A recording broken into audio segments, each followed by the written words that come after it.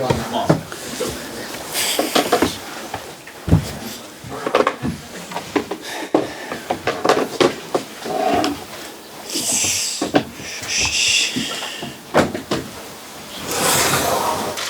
Hi everyone, start of a fairly busy month. We'll start with Premier League, please. Hi Mikel. Hello. How's your team looking after the international break? Of course, Zinchenko was out, said he might be fit for after the break, and obviously Thomas Partey as well, getting sent home from international duty with an injury. How are you looking? How are those two? We just finished the last training session. Obviously, we had many players arriving yesterday, so we had a short period to prepare the match, but the boys look in good condition. Perfect. Thomas Frank said after the Brentford game that he believes you're ready to challenge for the title. I'm not going to ask you whether you think that, but just how much confidence is your squad feeling at the moment, and what is the mentality like with that squad right now? The mentality doesn't change, that we have to go game by game, that we need to look to get better and improve in many areas that we have to get much better at, and being humble and at the same time really ambitious is our way forward for us to achieve what we want. Antonio Conte was giving you a lot of praise the way you've started the season, and what about the way they've started the season, because they are just 1 point behind you. It's been a pretty impressive start for Spurs. Yeah, not only the start, obviously the journey that they had since Antonio joined as well, and how things change, and the team that is building, and a very clear identity that they have in their way of playing. Obviously it's really impressive, so we know that I think both teams expect a really tough match tomorrow. I suppose you don't need any extra motivation for a North London derby, but I just wondered, are you going to be using the game against them at the back end of last season as motivation to take into this game at the Emirates this weekend? As you said, just I think it's all about emotion and just willingness to get to that moment and have enjoyment. It's the nicest game of the season by a mile for what it means to our supporters, for the history of it, and now as well, because looking at the table and where we both team wants to be becomes a really important match. So I think the word is excitement. And just finally, there's a couple of players potentially their first North London derbies. Have you told them about your experiences, about what it's like to play in this fixture? Have any of the other players done so? They know what to expect, yes. Perfect. Thank you, Mikel. Thank you. Hi, Mikel. Hello. Can I confirm that Thomas Partey, Zinchenko and Tierney are in the squad then tomorrow? They are part of the team. Thank you. You are very welcome. On Kieran Tierney, can I just confirm, was it more of a precaution? Because I know he wanted to go out with the Scotland side to watch them in Poland. I mean, if that's the case, and then Scotland said for him to come back here, is that what you want to see from a manager with the international side? Good interaction, good collaboration like that?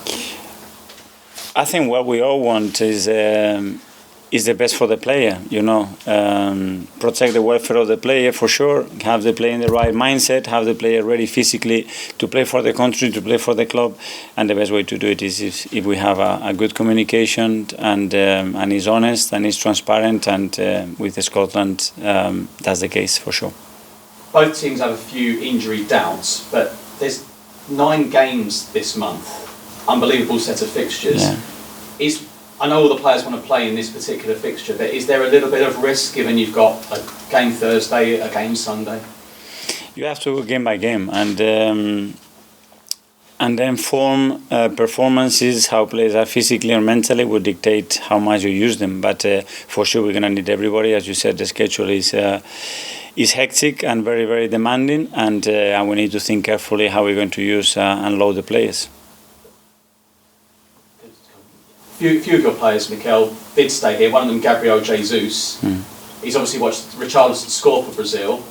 But there's no better game, is there, just to show the Brazil coach to score against Tottenham Sunday. What have you said to him? Because obviously you might have been a little bit disappointed missing the Brazil squad.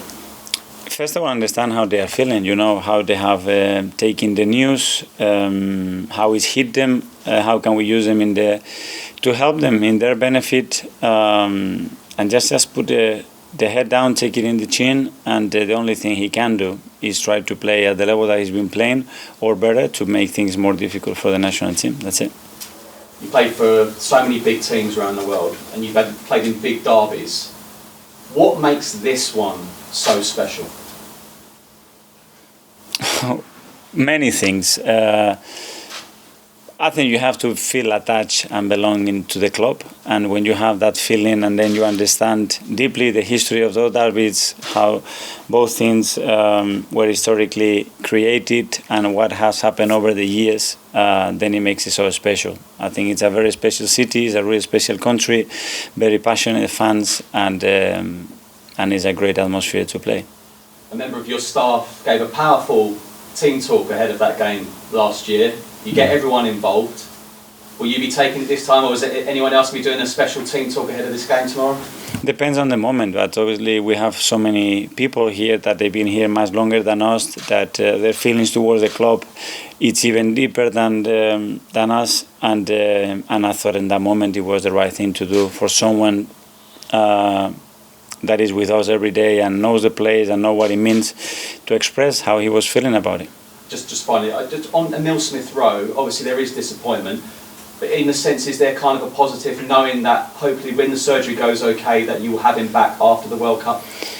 Hopefully, yes, and we have to make a decision. You know, we could not continue with that uncertainty. Do we have him? We don't have him. We don't have him in certain conditions. We need to put a line and draw a line. There we make that decision. The player was the first one demanding almost that he wanted an end decision, and we supported that. And now we have to prepare him to get back stronger than he was. Thank you. Just on Emile Smith-Rowe, Mikel, how long do you expect him to be out for? 2 months? I don't know. After a surgery, it's very difficult to give a timeline. You know, the first process, how the bones healed, how is his first reaction? Is he in pain? Is he not? How is he adapting? We need to go step by step. Obviously, we know that before the World Cup is not going to be easy to be, and after that we have a break, and we need to use it in the right way. On Gabriel Jesus, how did you convince him to sign for Arsenal rather than Tottenham? Because they was interested in him as well, apparently. So what did you say to make him come here rather than your rivals? The first one, Edu, had a talk with him to express him what the project was, what is our club about, the role that he would have in our club. I spoke to him, so it was a team effort. He clearly understood what we wanted to do. Obviously, the relationships that we had with them helped a lot, because there is that trust and that connection already, and then it's completely up to the player to decide. Was you fairly convinced, though, that you was convinced you was going to get him? From those discussions? We were really hopeful, and his immediate reaction was extremely positive. But after that, there are a lot of steps that have to go in the right direction to finalize and get a player to sign for the club. But to be fair, Gabi made it pretty easy for us. Antonio Conte was very complimentary of you and Arsenal yesterday. He said you're a better team than last season. So do you agree with him on that? Well, first of all, thank you, and hopefully we are. But the next few months will unveil that. But we want to get better than what we are today as well. William Saliba has been very impressive for you since he joined. Do you have any hesitation about playing him in a North London derby against Harry Kane and Heung-min Son? No, this is football, and Willie has shown over the past few months that what he's capable of, and that doesn't mean that line is always going to be in the same direction, but he's been so good that from my side I have no doubts. Thank you. No? Hi, Mikel. Just another one on Gabriel Jesus. He's obviously a bit of a fighter on the pitch as well. He's already picked up 4 yellow cards, so probably tomorrow we'll rule him out of the Liverpool game. But you can't take that out of his game, can you? You have to let him play the way he plays naturally. Yeah, it's a thin balance. It's in his nature. He gets a lot of contact. He puts his body across the line in every situation. And we've been a bit unlucky with the amount of bookings that he had. Some of them we cannot prevent because they were a little bit disciplinary, the yellow cards. But we want to avoid that for sure. And I think last season's game, the one at Spurs, was a Champions League decider almost.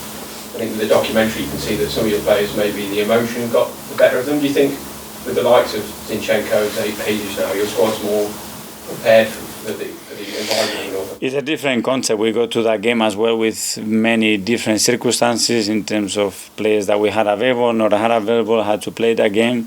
What happened during the game, you take the lesson, you learn from it, and you move on. That's it. Do you think your squad have learned on that? Yes. James? Just following on for that, Antonio Conte was quite critical of Arsenal at the time that game got moved from January originally. Do you think the fact that it ended up being played in May was actually a disadvantage for you in the I have no idea. The timing of it, such a big game, right at the end of the season, there was so much on it. That wouldn't have been the case had it been played in January. Yeah, but I don't know. I think you want to play in the Champions League, you have to be able to get through moments when the pressure is on and the circumstances are what they are, and overcome the situation. And that day we didn't do it from our side, and from obviously another decisions that were made in that game. You said after that game in May that the referee destroyed the match. It's a different referee this weekend, but what do you want to see from the officials this time? Let him do his job. That's it. I think Spurs have had 4 penalties in the last 8 meetings.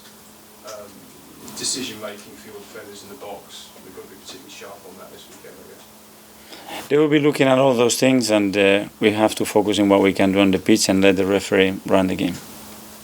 Hi Mikel, just on Emile, I know you said you wanted to draw a line with the surgery. I was just wondering, was that the initial plan, or did you kind of have to use that as the best solution you guys saw fit?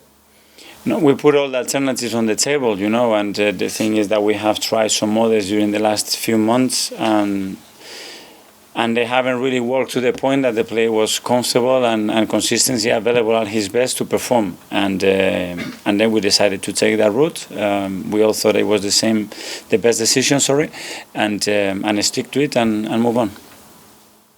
Okay, guys, we'll do a split 10:30 tonight.